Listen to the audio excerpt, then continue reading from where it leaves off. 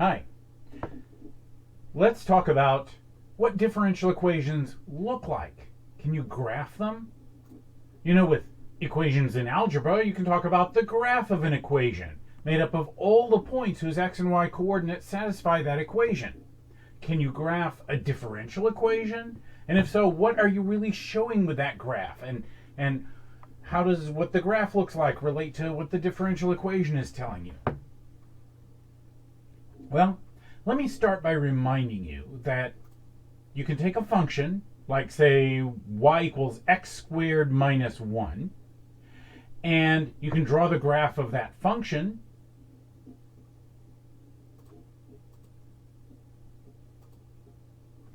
In this case, it would be a parabola. And then if you take the derivative of that function, like in this case, if y is x squared minus 1, then dy dx is 2x, what does that derivative tell you about that function?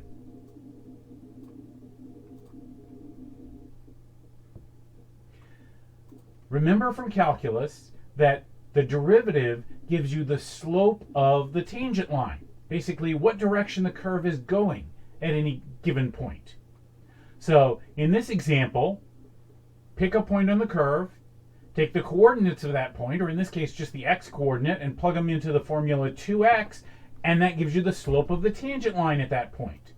So at the point on the curve where x is 0, the tangent line has slope 2 times 0, which is 0. So a line with slope 0 is horizontal. At the point on the graph where x is 1, 2 times 1 is 2, the tangent line has slope 2. At the point where x is negative 2, 2 times negative 2 is negative 4. So the slope of the tangent line is negative 4. Now, what if we went the other direction? What if we started with the derivative?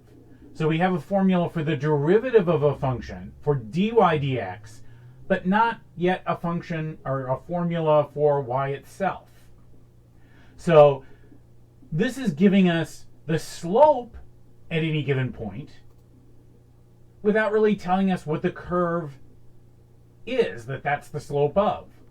So if I just go through the plane, and at every point in the plane say, okay, 2 times the x coordinate of that point is the slope that we'd be going at that point in the plane.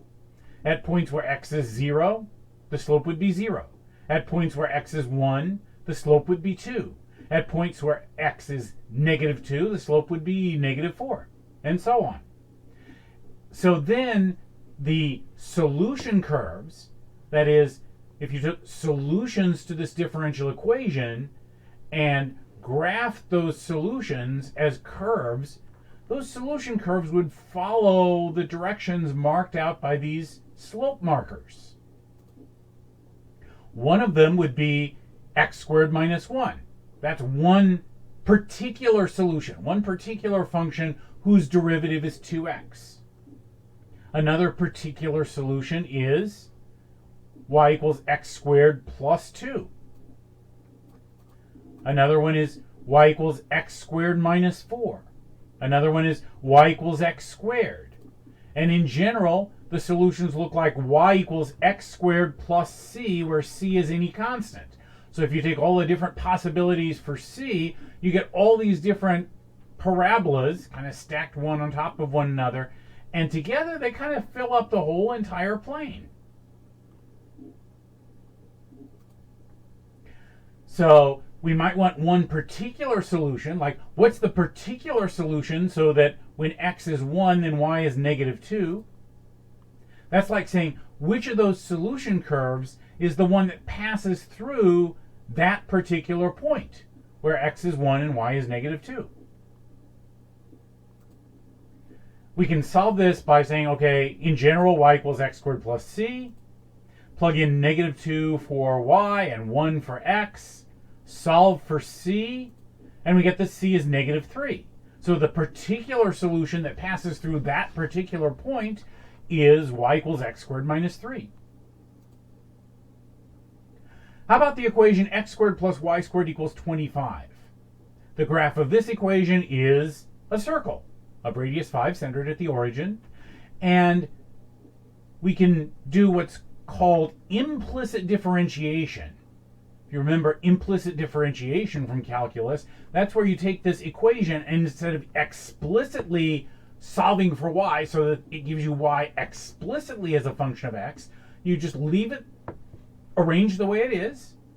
Think of y as being a function of x. So this equation implicitly defines y as a function of x, and differentiate both sides with respect to x. So the derivative with respect to x of x squared plus y squared equals the derivative with respect to x of 25. That gives you 2x plus 2y dy dx equals 0. Remember, the derivative of something to a power is the power times the something to the power minus 1 times the derivative of the something. We can algebraically solve this for dy dx, and it turns out that dy dx is equal to negative x over y. So if we take that differential equation there, dy dx equals negative x over y, and draw the slope field so that at every point, or at least every point where y isn't 0, we put a little slope marker where the slope is negative x over y, that is negative the x coordinate divided by the y coordinate. It looks like this. And by looking at those little slope markers, you can kind of get an idea of, okay, the curves that follow those markers would have to kind of go in circles, wouldn't they? So the solution curves would be going around and around and around like this. Here's another differential equation. dy dx equals 1 plus 2xy. And here's what the slope field would look like. So there are ways you can do this by hand. There are tricks you can use if you're drawing one of these completely without any technological help. But the easy way to do it is just have a computer do this for you. Go through and at every point, or at least at lots of points, put little slope markers. So at the point like negative 2, 1, where x is negative 2 and y is 1, we'd be calculating dy dx to be 1 plus 2 times negative 2 times 1. That's 1 plus negative 4 and negative 3. So at that point, the little slope marker has slope negative 3. And then the solution curves would have to follow along in the direction pointed by these slope markers. And you can find as many of them as you want. Here are several of them drawn.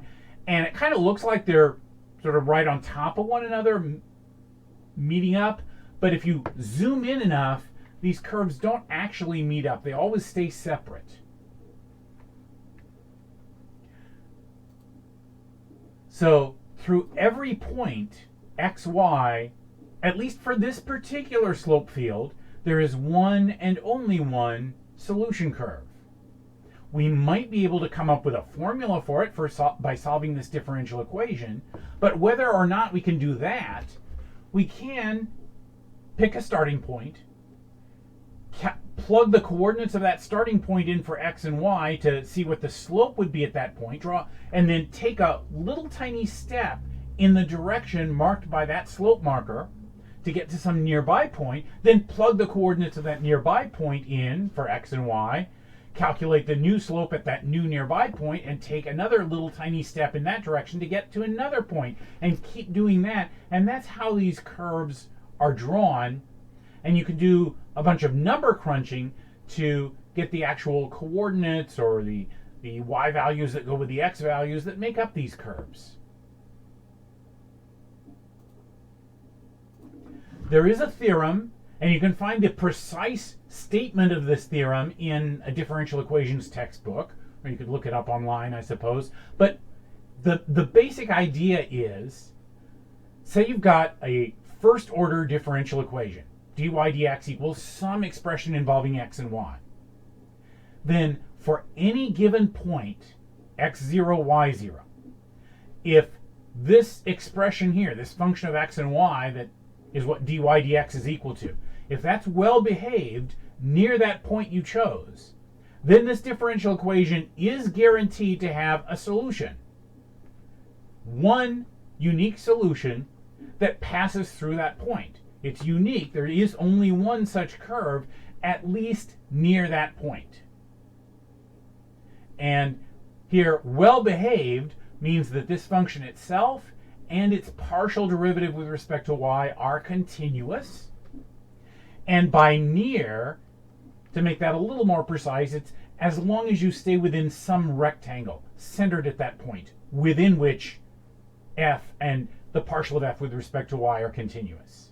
So, for example, dy dx equals 3y over x. Now, that's not continuous everywhere, but it is continuous everywhere except where x is something other than 0. So f and its partial derivative with respect to y are both continuous as long as x is not equal to 0. So for any point that you pick, as long as it's not a point on the y-axis where x is 0, there's going to be one solution curve that passes through that point.